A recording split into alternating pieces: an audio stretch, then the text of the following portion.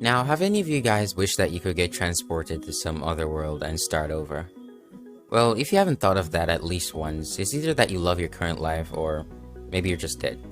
But anyways, we all love manhwas where the main character gets transported to some other world and begins his journey of getting stronger to beat the shit out of people. So here's a list of my top 10 picks. How to Live as a Villain.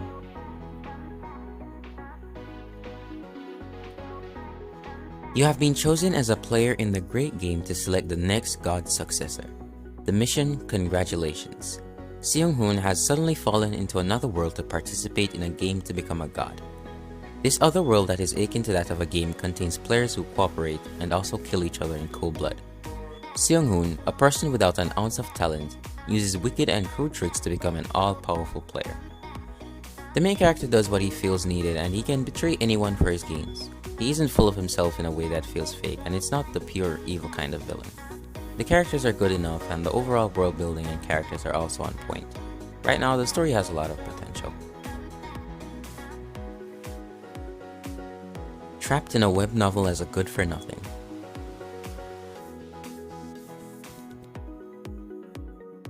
While working overtime through several nights, he fell asleep for a short while.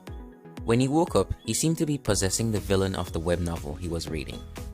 Well, yeah, the title alone tells you everything that you need to know about this manhwa, which is basically some dude that got trapped in a web novel and now has to figure out how to survive.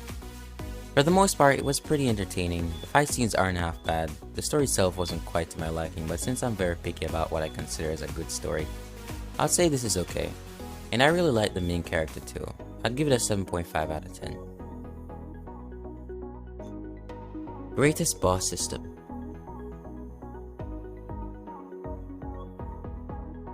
Who is he? Why is he called the boss? Maybe he's the fearless ruler of the world, or maybe the worst enemy of humanity, who tears down worlds. After Susin was reborn, he lost all his skills and abilities from a former life in a knight's world. However, a newly implanted system can help him restore them. Now this one will definitely be good if you're into system leveling up manhwas. It's a fairly interesting martial art manhwa which is a bit different from the usual types of cultivation manhwas. And the main character isn't stupid, but I can't exactly say he's smart either. But anyways, except for the pacing of the story, and if you don't have a problem with the slightly below average artwork, then this is a pretty well-rounded manhwa, wherein there's no annoying female characters that just makes the story hard to read, and the world building and the setting of the world in general is really well done. Maze Age Z.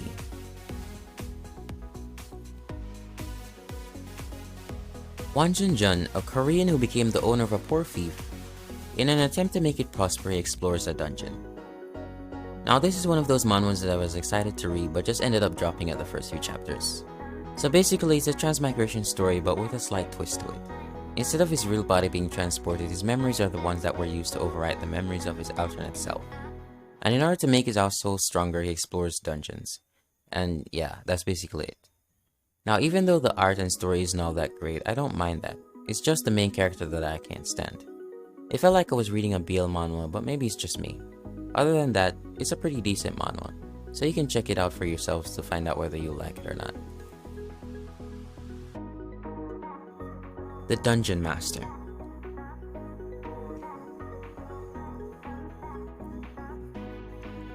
Ju-Yun-oh is a typical guy trying to find a full-time job, but one day he dives into the Han River and puts himself at risk of drowning to save a child that fell in.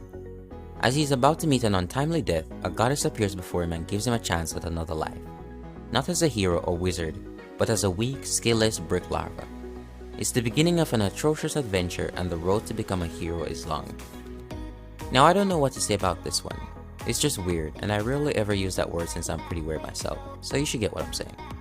I had a hard time predicting what would happen next, and it's just really hard to wrap your head around what's happening sometimes. The main character is thrown into some unknown world full of mysteries, but since it's a very slow-paced manhwa, you won't get all that in the beginning. And refreshingly, the main character is by no means overpowered. I'd say he's just regular at best. So if you're looking for a manhwa with an unpredictable plotline, then there you go. Reincarnation of the Murim clan's former ranker. The strongest guild, Griffin, Triple S ranker Gang Tae-ha challenges them alone. but he meets his death after a fierce battle. He then reincarnates in the murim world as a necromancer and then slowly becomes stronger. Now I'm someone that really appreciates seeing something a bit different for a change, and this somewhat reaches that criteria, but for some reason I wasn't getting the type of feeling that I was supposed to. What I'm saying is that it's different, but at the same time feels the same as any reincarnation manhwa. The story is basic, nothing too amazing, and the art is not really the best. But if you're someone that likes murim or reincarnation type manhwas, there's no reason you won't like this.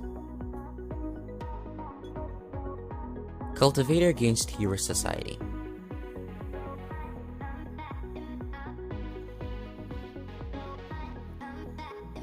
A powerful cultivator unexpectedly time-traveled into the modern world with heroes.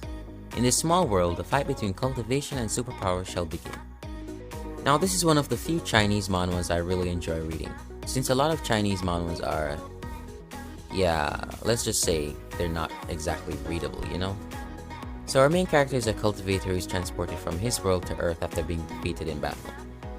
He then defeats some really strong heroes and starts working as an instructor in a hero school. In my perspective, this manhwa is actually pretty good, even though most people these days don't like all the cultivation stuff. I'd really recommend it. It's somehow made as a mix of cultivation and superpowers. It has a really strong start and the art is very nice and has a unique take on the cultivation transmigration genre. How to use a returner.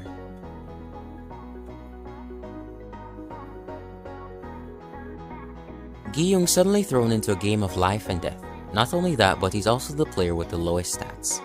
Still, he's got one skill on his side, the ability to read other players' status. He finds the opportunity of his life when he discovers that Hyunsung is a returner to this world.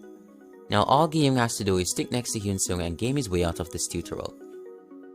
Now I know I shouldn't say this, but who cares, I'm gonna say it anyways. If you read this manhwa and you don't like it, just make sure that you know how to fight, because I'm definitely coming for you. Yeah, don't listen to me, I'm just joking with you guys.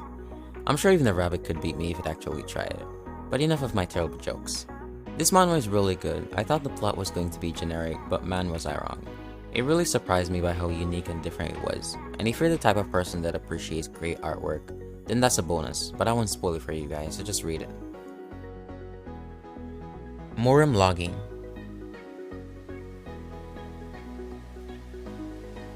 An era where hunters thrive on hunting monsters that come from gates. Jin Tae-kyung is a low-rank hunter who picks up a VR machine and accidentally logs into the game, which is set in the world of martial arts. After many ups and downs, Tae-kyung is able to escape this world. The strength and skills which he received in the murim were able to be carried over back to the real world.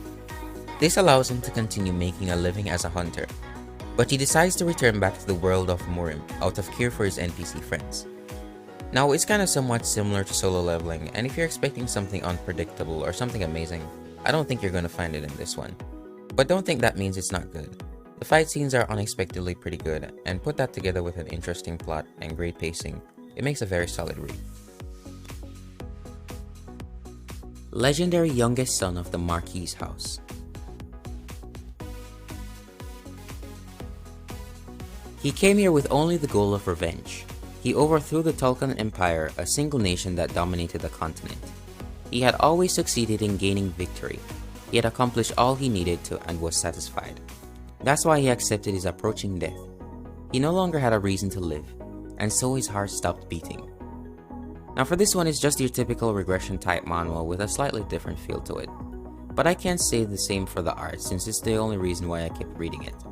The story itself isn't half bad, it's just that this isn't my type of manhwa. But the pacing of the story is slow and nice, and the main character isn't all that bad either. Now that's the end of the video, thanks for watching. Don't forget to like and subscribe, and feel free to leave a comment down below to let me know what you think, and I'll see you in the next video.